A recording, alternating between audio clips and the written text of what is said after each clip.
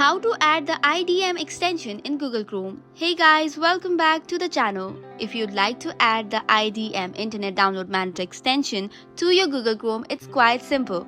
There are two ways by which you can do this.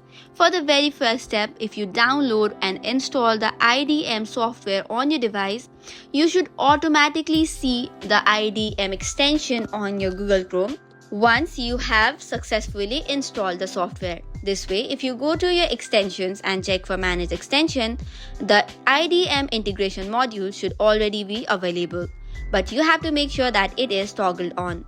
Likewise, for the other method to download the IDM, you can search for IDM integration module Chrome Web Store, then you will see a link to the Chrome Web Store for the extension. Tap on it, tap on Add Extension to Chrome button.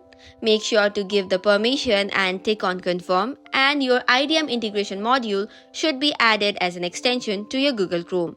That's it for today's video. For more such contents, do not forget to hit the like and subscribe button.